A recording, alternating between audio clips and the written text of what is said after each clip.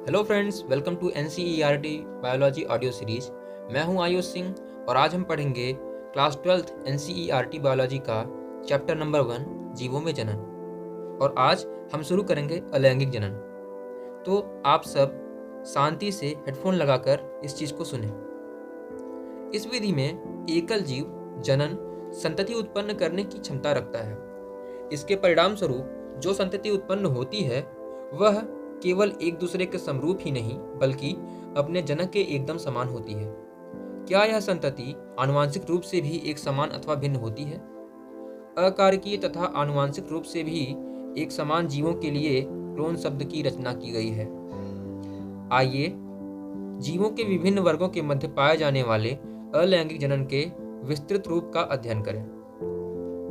अलैंगिक जनन सामान्य रूप से एकल जीव, पादप तथा जीव अपेक्षाकृत साधारण जीव आदि में पाया जाता है। प्रजीव तथा एक केंद्रकीय जीव प्रोटिस्टा एवं मोनेरा में जनक कोशिका दो में विभक्त होकर नए जीवों को जन्म देती है। चित्र 1.2। अतः इन जीवों में कोशिका विभाजन एक प्रकार से जनन की क्रिया विधि है। बहुत से एकल कोशिका जीव द्विखंडन से उत्पन्न होते हैं, जिनमें एक कोशिका दो भागों में विभक्त हो जाती है और प्रत्येक भाग एक वयस्क जीव के रूप में तीव्रता पूर्वक वृद्धि करता है, जैसे अमीबा, पैरामीशियम आदि।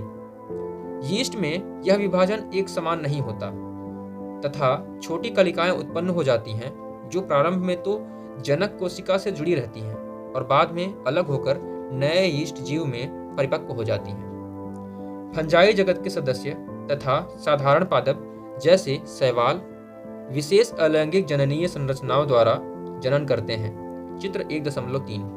इन संरचनाओं में अत्यंत ही सामान्य संरचनाएं अलैंगिक चल बीजाणु जूस्पोर्स हैं, जो सामान्यतः सूक्ष्मदर्शीय चलनशील संरचनाएं होती हैं। अन्य सामान्य अलैंगिक जनन संरचनाएं कोनिडिया, पेनिसिलियम में, कलिका हाइड्रा में तथा जेम्यूल स्पंज होते हैं। कक्षा 11 में आपने पादपों के कायिक जनन के बारे में अवश्य ज्ञान प्राप्त किया होगा। आपका क्या विचार है कि कायिक जनन भी एक प्रकार का अलैंगिक जनन है? आप ऐसा क्यों सोचते हैं? क्या क्लोन शब्द कायिक जनन से उत्पन्न संतति के लिए उपयोज्य है, जबकि जंतुओं तथा अन्य साधारण जीवों में अलैंगिक शब्द का प्रयोग स्पष्ट रूप से तथा पादपों में इस शब्द का प्रयोग निरंतर किया जाता है?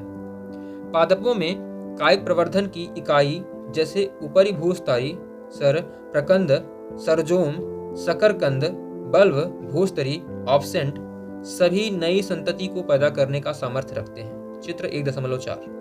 ये संरचनाएं कायिक प्रवर्ध प्रोपेग्यूल कहलाती हैं। चूंकि इन संरचनाओं के निर्माण में दो जनक भाग नहीं लेते, अतः यह अलैंगिक जनन ही होगा। आपने निश्चित तौर पर जलाशयों की महाविपत्ति वाटर हायसिंथ अथवा बंगाल के आतंक के बारे में अवश्य सुना होगा। यह कुछ भी नहीं बल्कि जलीय पादप वाटर हायसिंथ है, जो ठहरे जल में सर्वाधिक वृद्धि करने वाला खरपतवार है।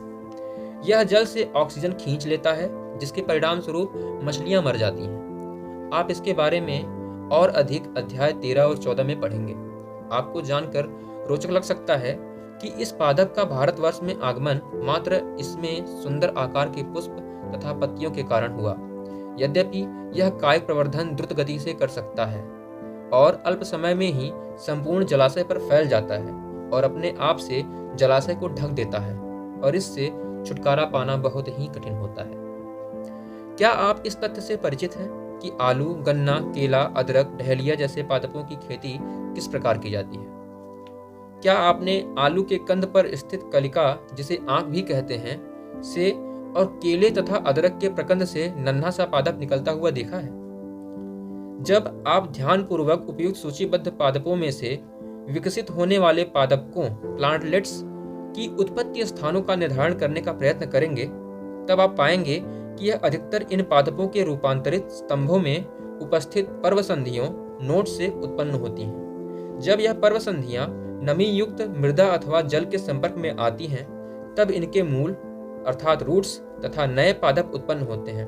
ठीक इसी प्रकार पत्थर चट्टा यानी ब्रायोफिलम की पत्तियों में कटे किनारों से अपस्थानिक यानी एडवेंटिशियस कलिकाएं उत्पन्न होती हैं। माली लोग तथा किसान पादपों के इस गुण सामर्थ्य का पूरा लाभ उठाते हुए ऐसे पादपों का बड़े पैमाने पर प्रवर्धन करते हैं। ध्यान देने योग्य एक रोचक बात यह है कि अपेक्षाकृत साधारण जीवों में अलैंगिक जनन ही जनन की सामान्य विधि है, जैसे कि शैवाल तथा फंजाई, और ये प्रतिकूल परिस्थितियों के आरंभन से पूर्व जनन की लैंगिक विधि की ओर बढ़ने लगती हैं। यह पता करें कि किस प्रकार लैंगिक जनन प्रतिकूल परिस्थितियों में इन जीवों को जीवित रहने में सहायता करता है। लैंगिक जनन ऐसी परिस्थितियों में सफलतापूर्वक क्यों संपन्न होता है? उच्च श्रेणी के पादपों में दोनों विधियों, अलैंगिक यानी कायिक तथा लैंगिक द्वारा जनन देखा गया है। दूसरी ओर अधिकांश जंतुओं में जनन की केवल लैंगिक विधि ही होती है। अगला टॉपिक है लैंगिक जनन, जो हम अगले वीडियो में